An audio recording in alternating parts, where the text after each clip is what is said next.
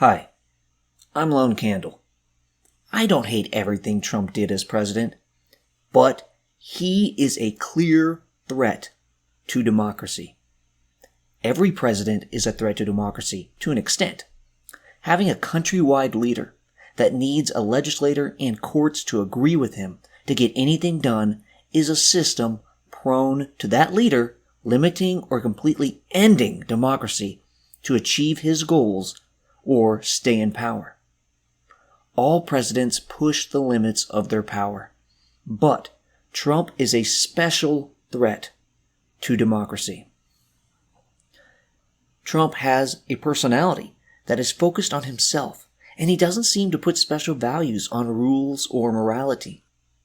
He has a weird, ego-centered amorality that helps him not think twice about trampling democracy or the rule of law.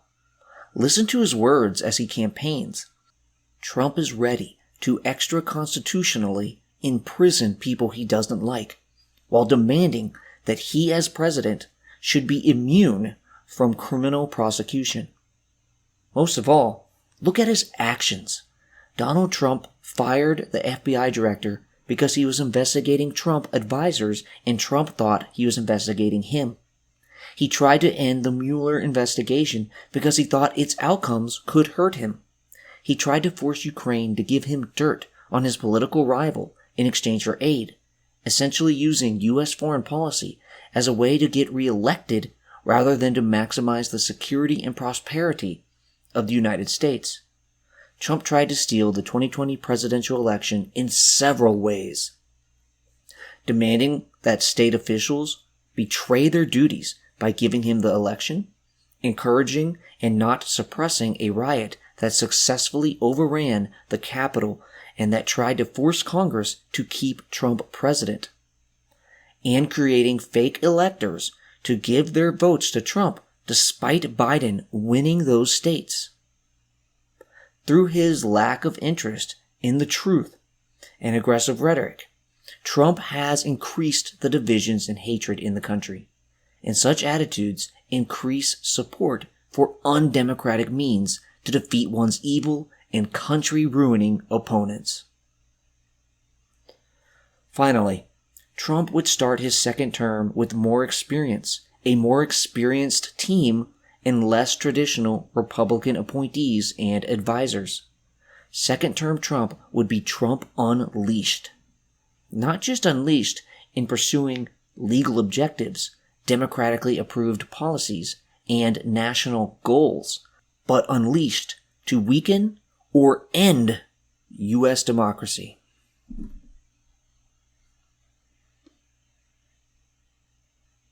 Actions speak louder than words, so I'll start with Trump's actions that reveal his threat to democracy. Obstruction of justice. By firing Comey, and by trying to fire Mueller, Trump abused his power by obstructing justice while investigating Russian interference in the 2016 election. Both these men were investigating Trump associates, and Trump thought the investigations may ultimately hurt him. Instead of allowing the legal process to make its best stab at truth, Trump tried to end the process. A president trying to end legal investigations to protect himself personally or his associates is an abuse of power and a violation of the rule of law. James Comey. Trump and his administration claimed he fired Director of the FBI Comey because of recommendation letters he received from Attorney General Jeff Sessions and Deputy Attorney General Rod Rosenstein that Trump claimed suggested firing Comey for inappropriately publicly discussing the Hillary Clinton emails investigation. However, it's clear this is not true. While the letters criticized Comey for his handling of the Clinton email investigation, only Sessions' letter recommended dismissing Comey, and it cited Rosenstein's letter as the reason for the recommendation. In reality, Trump had requested such letters and already had written a draft of the termination letter before asking for the recommendations. The initial draft was reportedly several pages long, angry and meandering. White House counsel Don McGahn convinced Trump to not send it, and instead got him to meet with Sessions and Rosenstein, who were already discussing firing Comey. Rosenstein saw Trump's draft and agreed to write a letter or memo about Comey. According to a senior Justice Department official, Trump wanted the Russia stuff in the letter. But Rosenstein did not put that in. The letter was delivered to Trump accompanied by a cover letter by Sessions. So Trump claimed to have fired Comey because of recommendations from Sessions and Rosenstein. But he was trying to fire Comey before he even requested such letters. He got the letters because he wanted to fire Comey, not the other way around. Rosenstein threatened to resign because Trump said his letter was the main reason Trump fired Comey.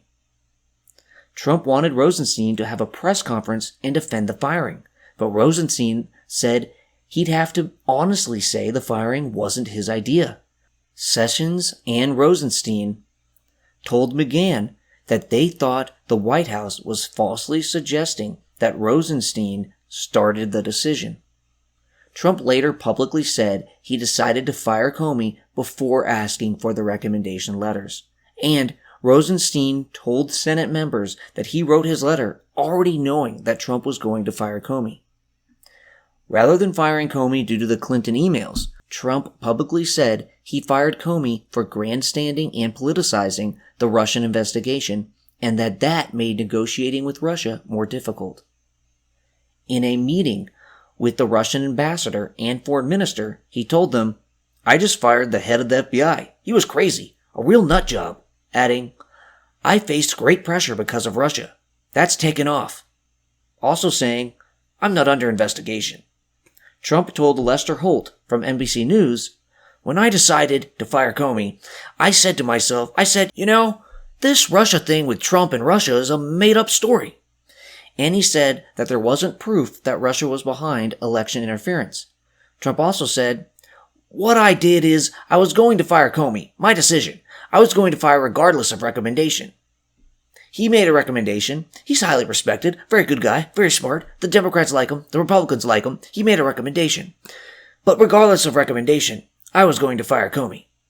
White House officials then said that Comey's firing was a step toward the end of the Russian meddling investigation. Later, Giuliani, a member of Trump's legal team, said that Trump fired Comey because Comey would not, among other things, say that he, Trump, wasn't a target of the investigation, publicly. Later, in an interview with Mark Levin, Trump said, "A lot of people say to me, how you survived is one of the most incredible things. Don't forget, I fired Comey. Had I not fired Comey, you might not be talking to me right now about a beautiful book of 4 years at the White House. And we'll see about the future. The future is going to be very interesting, but I fired Comey. That whole group. And now that group is coming back again. I mean, it's not believable. It shouldn't be allowed to happen. It shouldn't be allowed to happen." Later that interview, Trump said, "I was going to say before, if I didn't fire Comey, they were looking to take down the President of the United States. If I didn't fire him, and some people said he made a mistake when he fired Comey, and now those same people said it was the most incredible instinctual moves that they've ever seen. Because I wouldn't. I might be here with you. Perhaps we'll be talking about something else. But I don't think I could have survived if I didn't fire him. Because it was like a hornet's nest." Trump appears to be saying that if not for firing Comey, the investigation would have taken down Trump. So, Trump intervened in a legal investigation just to protect himself, violating the rule of law. He's probably not right that the investigation would have taken down Trump's presidency. But it is his intent that matters. At times, Trump says he didn't fire Comey because of Russia, but these claims don't line up with the surrounding events and what other people in the know have said. Trump cheered Comey's public actions during the Hillary email investigation, so it doesn't make sense that he would turn around later and fire him for those actions. Sometime after the firing, Trump said that Comey, if anything, was too soft on Clinton. Additionally, Comey's Clinton actions were known when Trump took office, and he asked Comey to stay anyways. Trump's termination letter to Comey also implies that the email investigation was not his reason for firing Comey. Although it mentioned the letters from Sessions and Rosenstein and uses this as justification for firing Comey, it also weirdly states, "While I greatly appreciate you informing me on 3 separate occasions that I am not under investigation, I nevertheless concur with the judgment of the Department of Justice that you are not able to effectively lead the Bureau." It's extremely weird to thank Comey for informing Trump on 3 occasions that he is not under investigation in a letter firing him for the handling of a completely separate case. The Russian investigation is irrelevant to the Clinton case and shouldn't be mentioned at all if it had nothing to do with Comey's firing. It is a very brief letter, and that one of the 3 small paragraphs is used to mention whether or not Trump is under investigation seems to suggest Trump's true motives were to protect himself and his associates from the Russia investigation. Here is the letter in full. Dear Director Comey, I have received the attached letters from the Attorney General and Deputy Attorney General of the United States recommending your dismissal as the Director of the Federal Bureau of Investigation. I have accepted the recommendation, and you are hereby terminated and removed from office, effective immediately. While I greatly appreciate you informing me, on 3 separate occasions, that I am not under investigation, I nevertheless concur with the judgment of the Department of Justice that you are not able to effectively lead the Bureau. It is essential that we find new leadership that restores public trust and confidence in its vital law enforcement mission. I wish you the best of luck in your future endeavors. Donald J. Trump. Trump was obsessed with the investigation. He repeatedly asked Comey to confirm publicly that Trump wasn't being investigated. Comey said he told Trump on 3 different occasions that he was not under investigation. Trump had repeatedly pressured Comey to say this publicly. Early on, Attorney General Jeff Sessions recused himself from the case because he worked on the Trump campaign. This made Trump angry with Sessions because it made him unable to intervene and stop the investigation. Reportedly, Trump vented and stewed about the situation. 2 advisors said that the Russia investigation enraged Trump because he couldn't control the narrative around the Russian meddling. He multiple times asked aides why the Russia investigation wouldn't go away. He would scream at the TV. Comey was fired right as the investigation was heating up with more people to be interviewed. According to a memo Comey had written while still FBI director, Trump privately asked Comey to let go of potential charges against Michael Flynn. This is a president intervening in a legal investigation because he doesn't want his friend to face the results of the justice system or because he's afraid such an investigation will make him look bad. It's an abuse of power and shows that Trump doesn't care about the rule of law or basic fairness in the justice system. And it's one more real reason why he fired Comey. According to Comey and associates interviewed by journalists, Trump asked Comey for a pledge of loyalty. The FBI director should be loyal to the country and the rule of law, not a particular president. A pledge of loyalty implies the need to support the president over and above the law. It appears that because the president didn't get such a pledge, and because he saw Comey continuing a Russian investigation even though it could make Trump look bad, Trump decided to fire Comey. Comey made notes after meetings with Trump so he would have a timely record of his perspective on what happened and what was said. His claims about what Trump said in their meetings depend on these notes. The Mueller investigation also investigated the Comey firing, giving us more information and sources. FBI Director Andrew McCabe believes he was fired in March 2018 because he opened 2 investigations into Trump. Although the official reasons involved Clinton investigations, McCabe believes Trump pushed for the firing because of the Russia investigation. The story of the firing was similar to Comey, with Trump wanting a memo from Rosenstein Rosenstein wanted to focus on mistakes in Clinton investigations, and Trump insisting on the Russia investigation.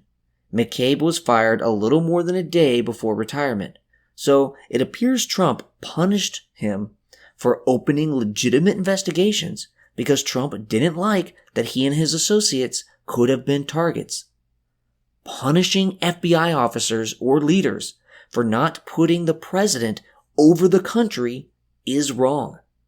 And it sends a message to other officials that doing your job correctly will be punished if it may hurt Trump.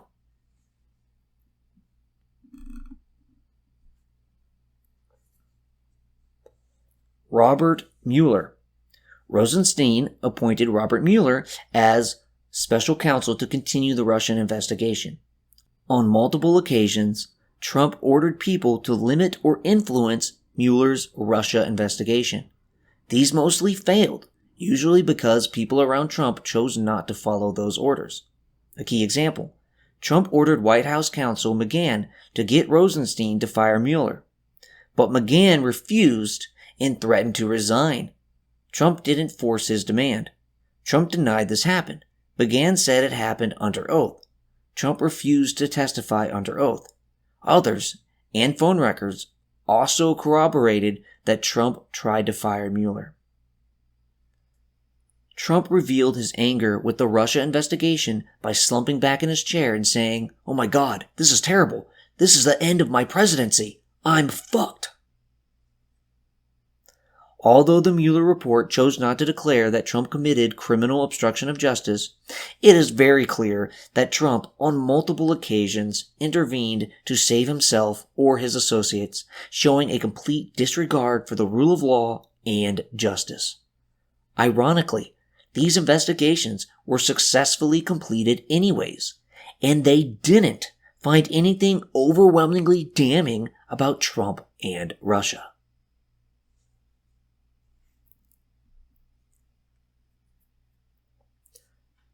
Foreign policy for personal political gain.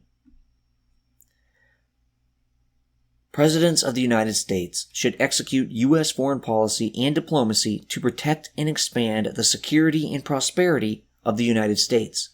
Sure, political factors can be taken into account. A president may prefer one option, but knows it's unpopular and therefore chooses not to take it. Part of democracy is that leaders have to worry about what the public thinks because leaders want themselves or their party to be re-elected. What a leader should not do is give certain benefits from the United States to foreign countries on condition of political favors. It's one thing to make decisions while considering the political fallout. It's another to essentially bribe or extort foreign countries into doing personal favors to benefit the political prospects of the president. For example, if a president thinks it is in U.S. interest to give military aid to a country, then that aid should not be held up to demand that that country interfere in American domestic politics. The Trump-Ukraine scandal involved Trump looking out for himself rather than the United States by trading official actions for personal political favors. Specifically, Trump wanted Ukraine to announce investigations into CrowdStrike and his likely election opponent Joe Biden, not because there was proper evidence to justify an investigation, but because it would be a public relations / propaganda coup for Donald Trump. In exchange for this, Trump would invite the Ukrainian president to the White House and release military aid that Trump was holding up. This aid was already passed by Congress, so Trump intervened to stop this aid just to make his quid quo pro demand on Ukraine. Ukraine, you want this aid that you desperately need to fend off an aggressive Russia? Well, do some stuff that makes my domestic political opponent look bad.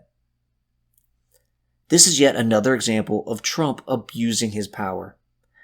CrowdStrike is a California-based cybersecurity company that linked the Russian hack of the Democratic National Committee server in 2016 to Russia. Trump wanted to argue that Ukraine really did the hacking. This argument apparently has no merit, but either Trump didn't know that or just wanted the PR from a Ukrainian investigation looking into it.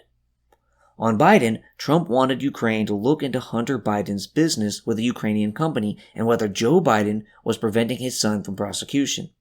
There wasn't enough initial evidence to justify an investigation, but Trump really just wanted Joe Biden to get bad press.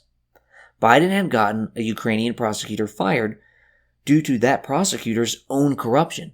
The prosecutor wasn't investigating Hunter's associates. Hunter Biden's work was arguably unethical, but not illegal.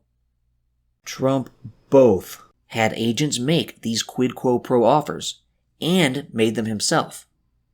His agents communicated the demand before Trump himself did so on a phone call with Ukrainian President Zelensky. On this call, which we have a rough White House transcript of, Trump asked for a favor in exchange for a White House visit and the release of aid. He then directed Zelensky to work with Giuliani and William Barr to investigate the Bidens. Here is a quote from the rough transcript. Zelensky: I would also like to thank you for your great support in the area of defense. We are ready to continue to cooperate for the next steps. Specifically, we are almost ready to buy more javelins from the United States for defense purposes. Trump: I would like you to do us a favor, though, because our country has been through a lot, and Ukraine knows a lot about it. I would like you to find out what happened with this whole situation with Ukraine. They say CrowdStrike. I guess you have one of your wealthy people. The server. They say Ukraine has it. Later, Trump mentions another piece to the expected favor. The other thing. There's a lot of talk about Biden's son, that Biden stopped the prosecution, and a lot of people want to find out about that. So whatever you can do with the Attorney General would be great. Biden went around bragging that he stopped the prosecution, so if you can look into it, it sounds horrible to me. Many administration officials were involved with the efforts, and more knew about them, some having admitted what they knew or did. Rudy Giuliani led Trump's pressure campaign on Ukraine. U.S. Ambassador to the European Union, Gordon Sondland, admitted to telling an aide to Zelensky that U.S. aid was contingent upon Ukraine making a public statement about the corruption they had been discussing for weeks. Zelensky raised the issue of aid suspension to Vice President Mike Pence, but I'm not sure how Pence responded. John Bolton, Trump's national security advisor, said in his book that Trump had told him that he wanted to keep the Ukrainian aid frozen until Ukraine investigated the Bidens and other Democrats. At the time, John Bolton, knowing such actions were immoral and probably illegal, said to National Security Council official Fiona Hill, "You go and tell Eisenberg that I am not part of whatever drug deal Sondland and Mulvaney are cooking up on this."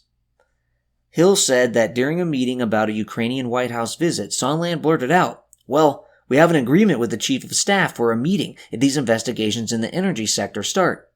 This implicated Chief of Staff Mulvaney in the deal.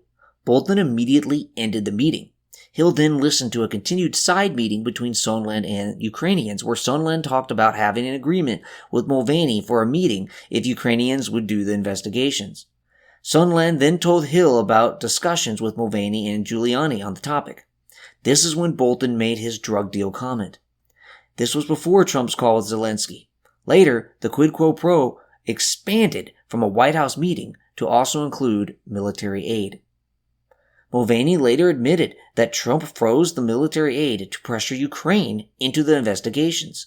He then said, "Get over it." Sondland also admitted that Trump and Giuliani wanted a quid quo pro with Ukraine, and he showed emails and texts showing that Kurt Volker, Rick Perry, Mike Pompeo, and others were at least informed about the activities. A text message from Kurt Volker to a senior Ukrainian official said, "Good lunch. Thanks. Heard from White House, assuming President Z confirms Trump he will investigate, get to the bottom of what happened in 2016, we will nail down date for visit to Washington. Good luck. See you tomorrow. Kurt." Shortly later was Trump's call. The Democrats impeached Trump for his quid quo pro with Zelensky, and the impeachment inquiry uncovered many documents and had several interviews showing overwhelmingly that Trump was guilty. Whether this abuse of power was worthy of impeachment and/or removal from office is another topic. The Government Accountability Office, GAO, said that the White House broke the law by withholding the aid that Congress had approved. The president can't displace appropriately legislated policy with his own. Trump used his authority and power as president to seek personal political favors from foreign leaders instead of doing what he thought was best for the United States. Attempts to steal an election. Trump lost the 2020 election to Biden. He had a plethora of complaints, and many of them were heard in courts of law, but they were rejected. State officials, Democrats and Republicans, confirmed that the election was legitimate. There were minor instances of voter fraud or mistakes, but nothing significant enough to change the outcome. Despite this, Trump used multiple undemocratic means to try to stay in power. If he had succeeded in any one of them, U.S. democracy would be over, as a president would be in power despite losing an election. Pressuring state officials. U.S. presidential elections are actually run by the states. After the results told him he lost, Trump called the state officials from Michigan, Arizona, Georgia, and Pennsylvania to try to get them to overturn the results. Trump didn't bring with him evidence that he in fact won those states, but just pressured the officials to give him the election, either because Trump cared more about winning than democracy, or because he, without merit, honestly thought he won. Either way, had he successfully pressured state officials in giving him the election, an unelected president would be running the U.S. executive branch. Not only did Trump call state officials, he invited some to the White House. Trump lawyers helped in this effort, cajoling state officials to give Trump the election. The White House Chief of Staff, Mark Meadows, was also involved. He sent Trump memorabilia to try to win favors. Politico interviewed 22 Trump aides, local and state officials, Republicans, and elections experts to confirm that Trump did do this. Congressional hearings brought in officials badgered, and they confirmed that Trump and his lawyers asked them to break their oaths of office. Some of the calls were recorded, and they confirmed that Trump is guilty of trying to undemocratically steal the 2020 election by persuading state officials to hand him the election. Trump tried to make state election officials who did not help him face consequences. Many received threats of violence. Trump gave out the personal information of state and local officials. State officials who stuck to democracy and did not help hand the election to Trump got hate from strangers, friends, and colleagues. Many lost friends. Public false accusations of fraud toward particular people led to election workers getting threats of violence. On the calls, Trump implied penalties of public disgrace and criminal punishment if the officials did not comply with his requests. Despite being warned that his rhetoric about election officials and the elections was causing threats of violence toward election workers, Trump continued.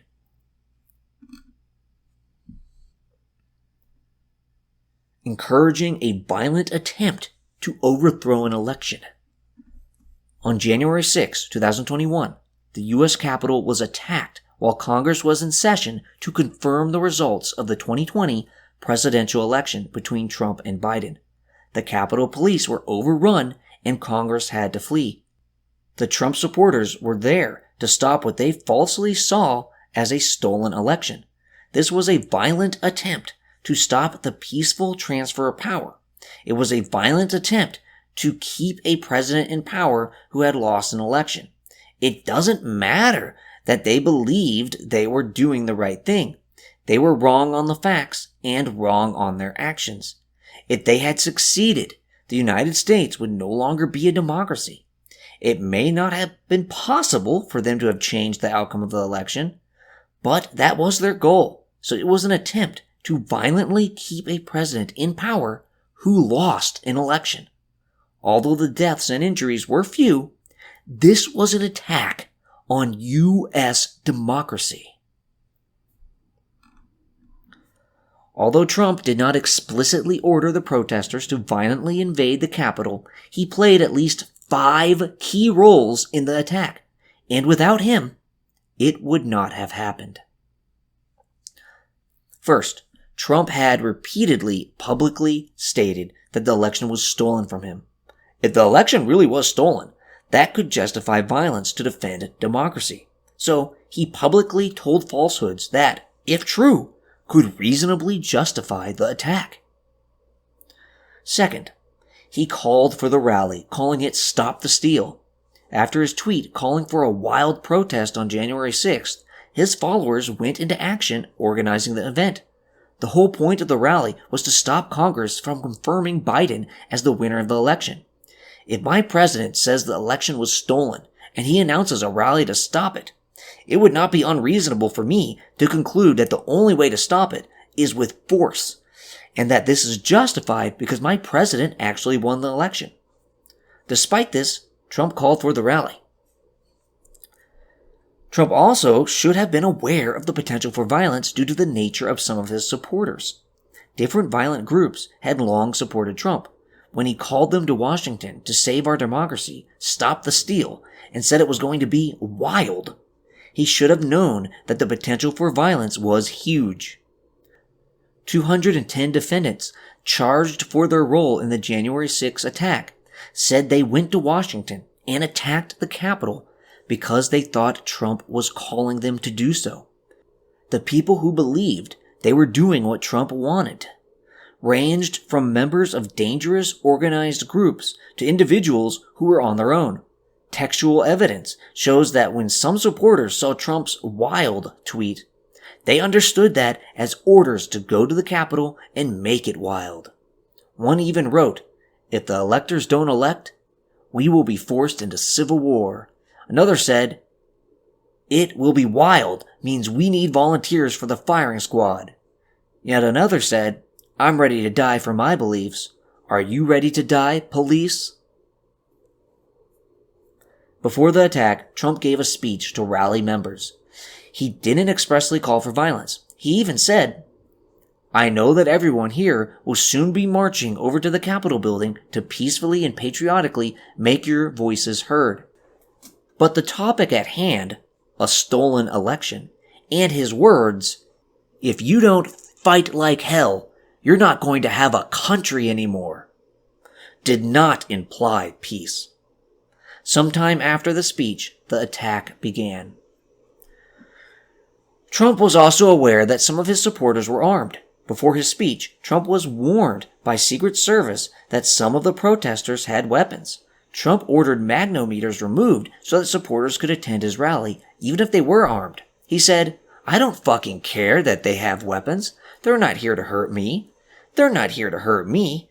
Take the fucking mags away. Let my people in. They could march to the Capitol from here. Let the people in and take the mags away." His statement could imply that Trump knew they were there to hurt someone, but just not him. He then ordered this potentially armed group to march on the Capitol to stop evil people from stealing a democratic election. The Secret Service still used magnometers, so those close to Trump would not have been armed.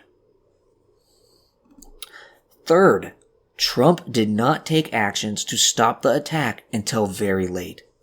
Trump was the President of the United States. The Capitol building of his government was under attack by his supporters waving his flags. It was his duty to stop it by both immediately calling out the appropriate law enforcement or military to stop the attack and calling on his supporters to go home. Despite many advisors, supporters, congressional Republicans, and family members begging him, sometimes indirectly through his chief of staff, to stop the attack, Trump ignored them. He just watched the attack on TV and waited to take any action. Right as it began, Trump tweeted a video of his speech to the protesters. His chief of staff made a tweet from Trump's account that said to stay peaceful. Trump eventually tweeted for people to remain peaceful and respect police, but didn't tell the already violent crowd that was illegally occupying the Capitol by force to leave. Eventually, he told the attackers to go home, telling them, "We love you. You're very special." That's a weird thing to say to a group of people who just tried to end a U.S. democracy and who violently invaded the seat of the U.S. legislature. After Trump told the attackers to go home, they did, indicating that they were willing to follow his orders. This both shows that they saw Trump as their leader and that Trump could have ended the attack much earlier. Trump later publicly agreed to an orderly transition of power. It seems that he needed to say this because he didn't agree to an orderly transition of power before. He also later tweeted, "These are the things and events that happen when a sacred landslide election victory is so unceremoniously and viciously stripped away from great patriots who have been badly and unfairly treated for so long." So, rather than condemning the attack, he seemed to be justifying it, or at least saying it was inevitable due to the election being stolen from him. The election was not stolen from him, but he did try to steal it. The Lawfare blog said of the January 6th committee's evidence on Trump not stopping the attack, "The evidence that Trump did nothing to stop the insurrection is overwhelming, and actually did not require the committee to establish. Trump simply disappeared after his speech and didn't reappear in public for hours.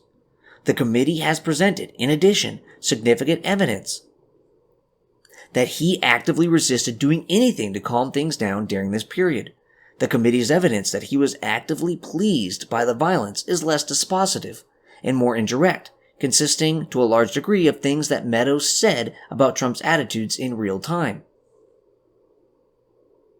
That said, it is hard to escape the conclusion that Trump, having unleashed the violence, was content to see it play out."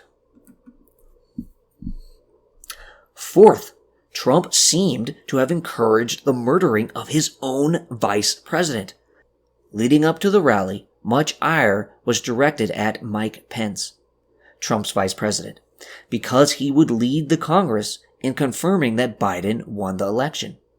On the day of the attack, Trump had called Pence, demanding that he stop the Congress from certifying the election, and he tweeted about Pence. The crowds brought gallows and chanted, "Hang Mike Pence!" While Pence was hiding, Trump tweeted that Pence didn't have the courage to do what should have been done. So, rather than doing something to stop the attackers, Trump seems to have been publicly encouraging them to attack Pence. At a minimum, Trump continued criticizing Pence while Trump supporters were attacking the Capitol in an attempt to hang him. Witnesses say that Trump's chief of staff told coworkers that Trump didn't like Pence being safely whisked away and suggested that Pence should be hanged. Pence later said that Trump's words were reckless and endangered his family and everyone at the Capitol. Fifth, Trump helped the attack better succeed by weakening the response of the National Guard. On January 3rd, Trump ordered Christopher Miller, his recently appointed acting Secretary of Defense, to do whatever was necessary to protect the demonstrators. On January 4th, Miller signed a memo limiting the ability of the D.C. National Guard to deploy without his permission. On January 5th, the D.C. National Guard commander received orders from the Secretary of the Army forbidding him to respond to civil disturbances without permission. Before, he didn't need this permission. On January 6th, the Capitol Police were ordered to carry less lethal arms. It's quite clear that Trump created orders for the National Guard to make it more difficult for them to respond to any attack on the Capitol that may happen on January 6th. It looks like he knew an attack was likely and used his power as president to help it succeed by weakening and delaying the response of appropriate forces.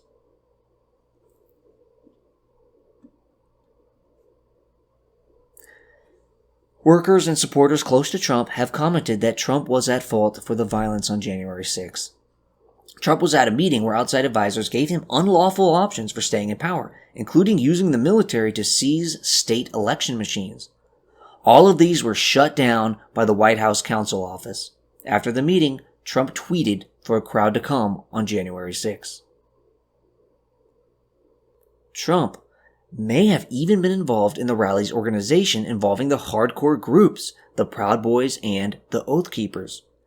There's not evidence that Trump himself was, but his affiliates Michael Flynn and Roger Stone appear to have been involved with such groups. Leading up to January 6, the words of a lot of people around Trump and a lot of people involved in organizing the rally made clear that everyone knew this had a high chance of becoming violent and resulting in an attack on the Capitol. So, this was not some spontaneous riot. Trump said to people around him that he knew the crowd would be angry and fired up. He asked people how he could convince Republican Congress members to not certify the electoral votes. Mitch McConnell said about the attack, "There's no question, none, that President Trump is practically and morally responsible for provoking the events of the day. No question about it. The people who stormed this building believed they were acting on the wishes and instructions of their president. And having that belief was a foreseeable consequence of the growing crescendo of false statements, conspiracy theories, and reckless hyperbole which the defeated president kept shouting into the largest megaphone on planet Earth." The Lawfare blog said of the January 6 committee's evidence, in short, while the committee did not present evidence that Trump or the White House organized the rally, it did present substantial evidence that the rally was organized in response to Trump's call, that Trump intended from the beginning that the rally would result in a march on the Capitol, that he intended to participate in that rally, and that he called for the rally in response to the failure of his efforts to subvert the election results. It presented evidence that he was aware of and content with the possibility of violence, and that there were at least contacts between his White House staff and extremist groups. Trump's actions on and leading up to January 6 show a complete lack of commitment to democracy. Whether he knew he lost and was lying, or whether he was too delusional to realize that he in fact lost the election, he played a key role in a violent attempt to overthrow U.S. democracy. This is a big fucking deal. Trump either sparked the rally with the intention for violence on the Capitol, or was negligently blind to what he facilitated. Then, he didn't put a stop to it when it was his duty to do so. Him not putting a stop to it indicates that Trump either wanted the violent attack to happen, or, once it did happen, he liked it and wanted to see it play out. Remember, as president in charge of the country, it was his duty to stop it immediately. He did not. Considering Trump weakened the National Guard's ability to respond in the days leading up to the Stop the Steal rally, Trump appears to have known an attack was coming and to have been using his presidential powers to help it succeed.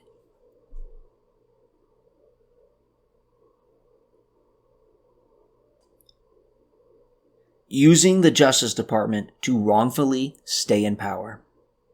Trump tried to use the Justice Department in his schemes to stay in power despite losing the election. Trump's Attorney General, William Barr, resigned due to Trump's false election allegations. Trump wanted to fire more Justice Department officials because they did not back his election fraud claims. Interviews with Justice Department officials have made clear that Trump tried to get the Justice Department to make false election fraud claims. Trump thought about replacing its leader with someone who would try to keep him in power. Trump only didn't do this due to almost all of Justice Department leadership threatening to resign. At one point, Trump suggested that the Department of Justice seize voting machines, but Barr refused. Trump didn't give up on this idea after Barr, but White House counsel shot it down.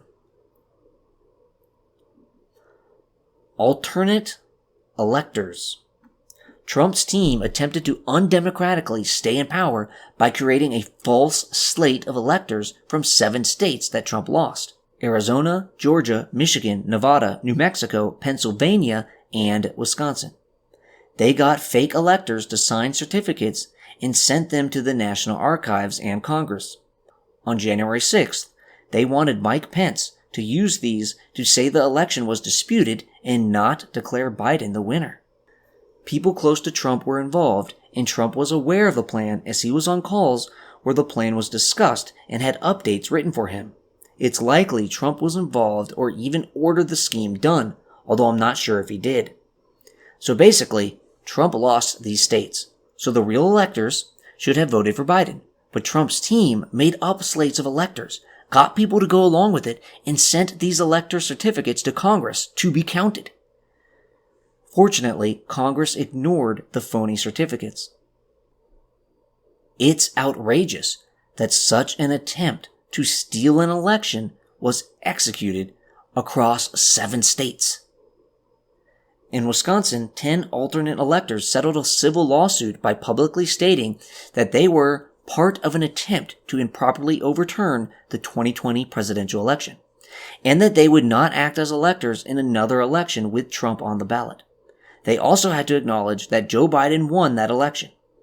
In Michigan, 16 people were charged with crimes. In Georgia, fake electors are accepting plea deals. Nevada has indicted 6 top Republican officials for their involvement.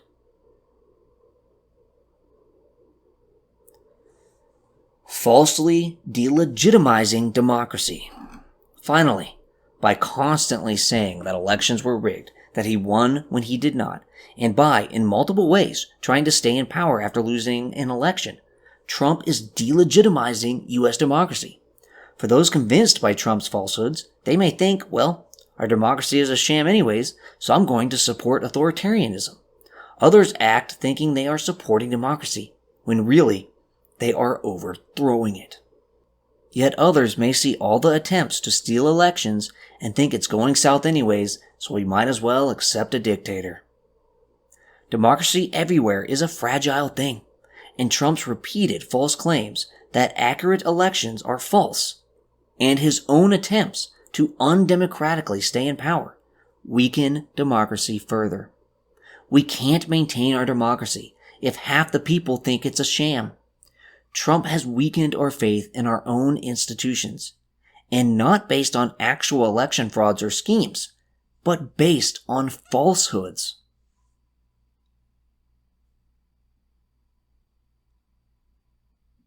Hate-inspiring liar. Trump's rhetoric implores people to hate their political opponents. It suggests that others are fools and/or evil. Such rhetoric inspires hate and fear. Such feelings could facilitate people being willing to end democracy to keep such horrible people out of power. Trump sometimes is honest in ways most politicians are not. This is refreshing and is one reason people like him. However, he's also anti-truth in a way no other politician has ever been. I can't tell if he's purposely lying left and right, if he just says things without care for whether they're true or not, or if he's delusional and believes his own falsehoods. He lies about things big and small. When a leader is willing to lie about so much, many of his supporters will believe him and then mentally live in a false world. In such a world, they can be convinced that the true defender of democracy is the man destroying it.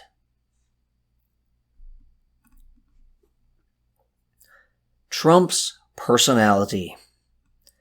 Those around Trump have always known who he is. He hired a writer to follow him around so the writer could write Trump's book, The Art of the Deal, and the writer came away amazed at the lack of moral fiber in Donald Trump. Trump cares about himself. He wants himself to look good, be respected, be seen as a wealthy, competent, and successful man.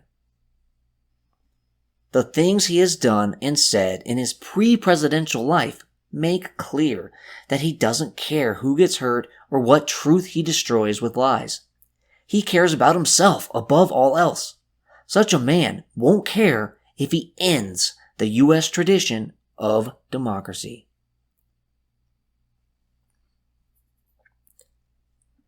Trump's words and what he will do. Trump says a lot of shit, so it's hard to tell what's predictive of his behavior.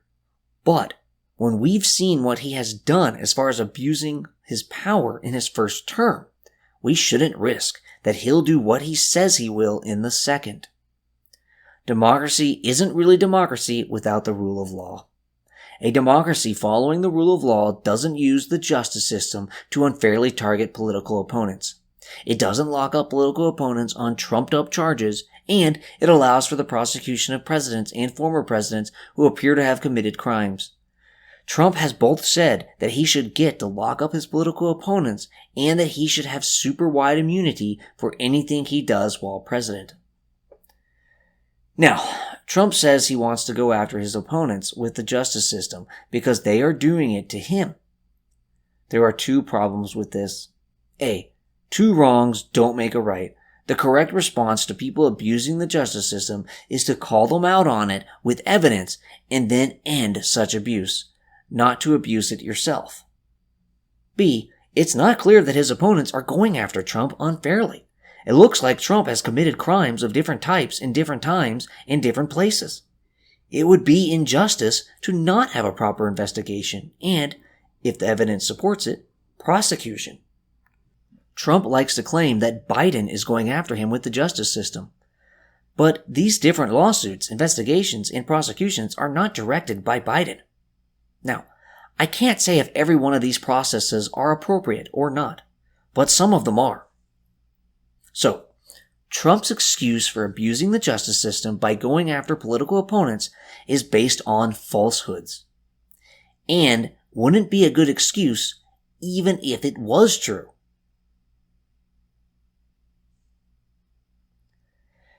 Trump has even said that he would have the Justice Department investigate every Marxist prosecutor in America. This sounds like an excuse to go after any prosecutor that Trump deems a Marxist, or that Trump doesn't like for whatever reason. It's reminiscent of the Red Scare and witch hunts. Justice doesn't work if those who appear to have committed crimes can use their political power to go after the prosecutors who properly investigate the politicians and their allies. Even when asked directly if Trump would abuse his power or break the law to go after people, Trump did not say no. Trump is flippant about whether he would become a dictator. When asked directly, he said he would not be a dictator other than on day one. It's not clear what that means. Maybe he meant it metaphorically, but a president shouldn't be so flippant about ending our democracy, even if just for a day. Realistically, the sweeping things he wants to do would take more than one day, so the implication would be he's a dictator for more than a day. And there are always more things to do, so when would this dictatorship actually end? While Trump's lawyers may be making a dangerous but more modest case for presidential immunity, Trump seems to be demanding a more blanket immunity. Trump even wrote that even events that cross the line must fall under total immunity. And he wrote, all presidents must have complete and total immunity.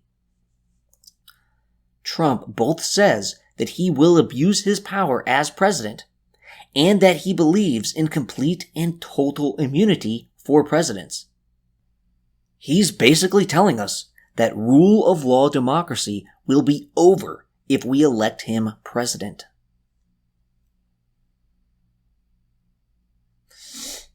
Experience. In Trump's first term, Trump entered a complicated job fresh with no personal experience. He had no practice exercising the reins of presidential power. More importantly, he went in with a team that had many establishment figures and lots of people who deeply valued the rule of law and democracy.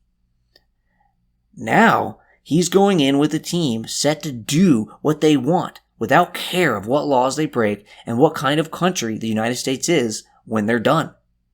His team has deep plans on how to not only achieve policy goals, but to destroy proper democratic and legal checks that could slow them down or limit their progress. Before, Trump had a lack of care about democracy and even morality, but he was restrained by his own people. Now, his people are prepared and determined to help him destroy democracy. A second Trump presidency will be very dangerous to America's tradition of democratic rule.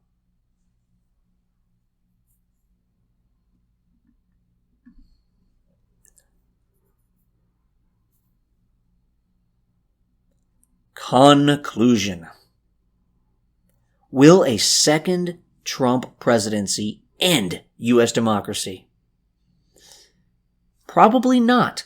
The institutions will be attacked, and there will be abuses of power. But democracy will likely hold, at least in the medium run. Trump is old and cannot live too long, and more of the public and those with political power may object when they actually see abuses in action. So, I'm not predicting that U.S. democracy ends if we elect Trump president. But I'm saying that U.S. democracy will be at great risk of ending. In world history, democracy is rare. Democracy is not the natural way of things. Losing democracy means losing freedom, losing rights, and losing a free say in one's government. The greatest atrocities and deadly mistakes in history have been made by authoritarian regimes. This happens because although a dictator or an authoritarian committee may have a few good ideas, eventually they will have fucking horrible ideas. And if we end democracy for a few good ideas, the goodness from those policies will be obliterated by the bad ideas that are implemented with minimal resistance because we allowed our rule of law and democracy to be destroyed. We cannot risk Trump's damage to democracy. Democracy is far too precious. If we care about freedom and about the welfare of the country now and in the future, we cannot put our democracy in danger by electing Trump. Furthermore, democracy often ends in steps, not all at once. We break some rules here, we limit political freedom there, we break this rule because they broke that rule. Over time, this leads to the breaking of all rules and eventually tyranny. This is how it has happened many times in history. So, even if Trump doesn't act so horribly that during his lifetime democracy ends, he could break rules and norms that directly lead to democracy's end.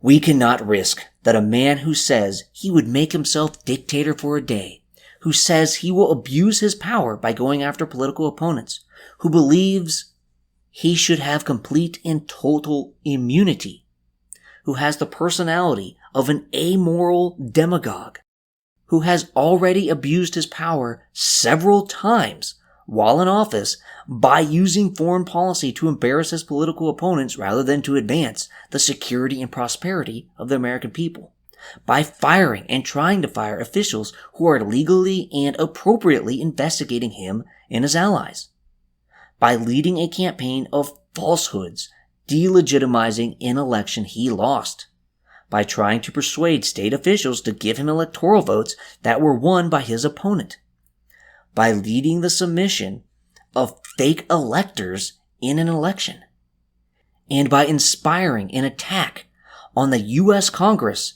in an attempt to change the outcome of an election he lost, while not doing his duty as president to rhetorically and with military or police force to stop that attack. We cannot risk that a man who has said and done such things and who has a team preparing vigorously to do such things again, but with far more success, we cannot risk that he will take steps toward ending our democracy. We cannot risk that he will end our democracy.